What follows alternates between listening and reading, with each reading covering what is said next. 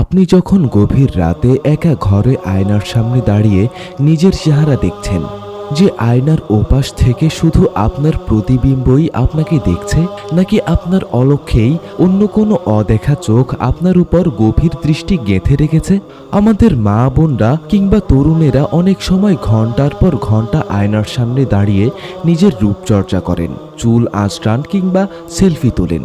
আমরা একে খুব সাধারণ একটি আধুনিক লাইফস্টাইল মনে করি, কিন্তু আজ থেকে 1400 বছর আগে, যখন আধুনিক মনস্তত্ত্ব বা বিজ্ঞানের জন্মও হয়নি, তখন বিশ্বনবী হযরত মুহাম্মদ সাল্লাল্লাহু আলাইহি সাল্লাম এক অদ্ভুত ও হাড় হিম করা সত্যের পর্দা উন্মোচন করে গেছেন।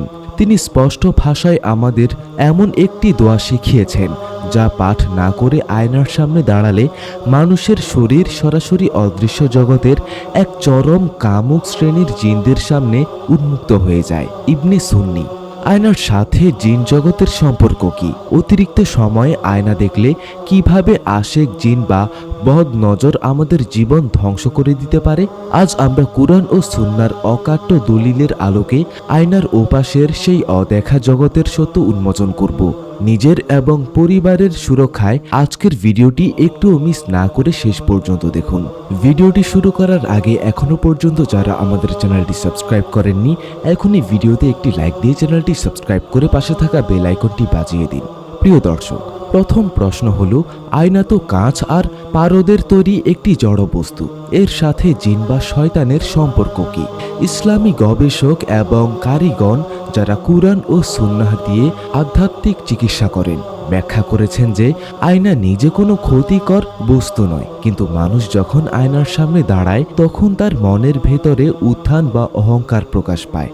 মানুষ নিজের রূপ দেখে নিজে মুগ্ধ হয়। কেউ কেউ নগ্ন বা অর্ধনগ্ন অবস্থায় দীর্ঘ সময় নিজের শরীরকে অবলোকন করেন। জিন জাতি যেহেতু আমাদের চারপাশেই বিচরণ করে এবং আমাদের দেখতে পায়, তাই মানুষ যখন কোনো আত্মিক সুরক্ষা বা দোয়া ছাড়া নিজের অবয়ব প্রদর্শন করতে থাকে, তখন দুষ্ট ও কাফের জিনরা মানুষের সেই রূপ ও শরীরের প্রতি তীব্রভাবে আকৃষ্ট হয়ে পড়ে। ইসলামী পরিভাষায় একে বলা হয় তাশকুল বা জিনদের মানুষের প্রতি মোহগ্রস্ত হওয়া। আপনি যখন আয়নার সামনে অতিরিক্ত সময় জিকিরহীন অবস্থায় কাটাবেন, তখন শয়তানের জন্য আপনার মনের ভেতর কুচিন্তা ও ওয়াসওয়াসা ঢুকিয়ে দেওয়া অনেক সহজ হয়ে যায়।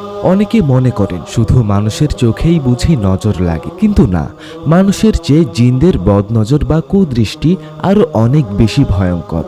রাসূল সাল্লাল্লাহু আলাইহি সাল্লামের একটি অত্যন্ত গুরুত্বপূর্ণ হাদিস এই বিষয়ে আমাদের চোখ খুলে দেবে।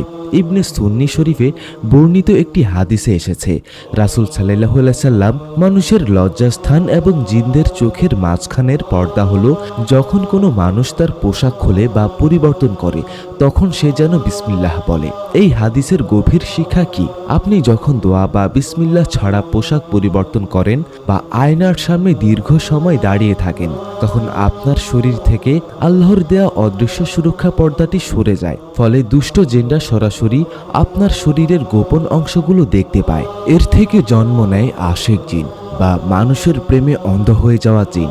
একবার যদি কোনো ছেলে বা মেয়ের প্রতি কোনো দুষ্ট জিন আসক্ত হয়ে পড়ে, তবে সে তাকে নিজের সম্পত্তি মনে করে এবং আক্রান্ত ব্যক্তির বিয়ে, শাদী, চাকরি বাকরি এবং মানসিক শান্তিতে চরম বিপর্যয় ডেকে আনে। তারা আক্রান্ত ব্যক্তিকে সবসময় আয়নার সামনে থাকতে বাধ্য করে এবং ইবাদত থেকে দূরে সরিয়ে দেয়। কিভাবে বুঝবেন যে কোনো ব্যক্তি আয়নার অতিরিক্ত ব্যবহারের কারণে বা জিকিরহীন জীবনের কারণে আশেক জিন বা বদনজরের শিকার হয়েছে?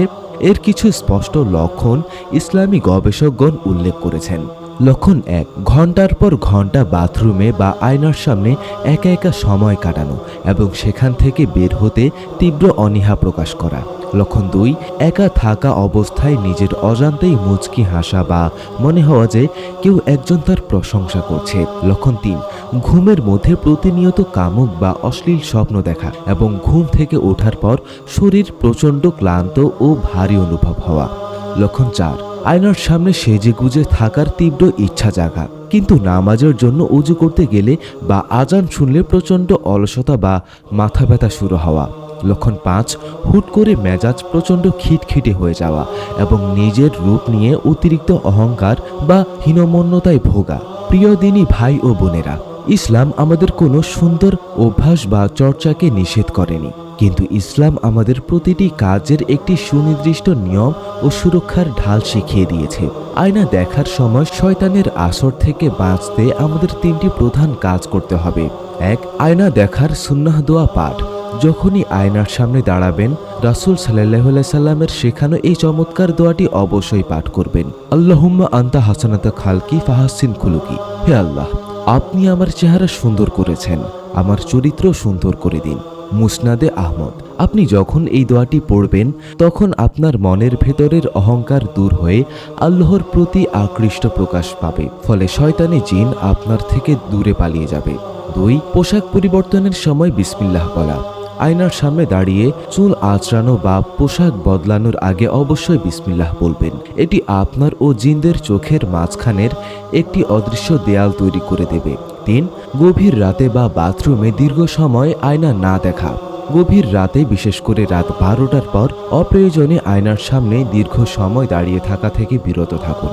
বাথরুমের ভেতরে থাকা আয়না ব্যবহারের পর দ্রুত স্থান ত্যাগ করুন, কারণ বাথরুম হল দুষ্ট জিনদের প্রধান বাসস্থান।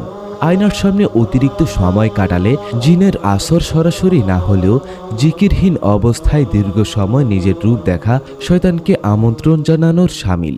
আসুন আমরা ফ্যাশন বা আধুনিকতার নামে সুন্নাহকে ভুলে না যাই, প্রতিটা পদক্ষেপে আল্লাহর নাম নিয়ে ও পরিবারকে নিরাপদ রাখি। আজকের এই গুরুত্বপূর্ণ বিষয়টি আপনার কেমন লেগেছে? আপনি বা আপনার পরিচিত কেউ এই অভ্যাসে লিপ্ত? কমেন্টে আমাদের অবশ্যই জানান। ভিডিওটি ভালো লাগলে লাইক দিন এবং অন্য ভাই বোনদের ঈমানি সচেতনতা বাড়াতে এটি প্রচুর শেয়ার করুন। ইসলামিক এমন নির্ভরযোগ্য ভিডিও নিয়মিত পেতে আমাদের চ্যানেলটি এখনই সাবস্ক্রাইব করুন। দেখা হবে পরবর্তী ভিডিওতে। আসসালামু আলাইকুম ওয়া রাহমাতুল্লাহি ওয়া বারাকাতুহু।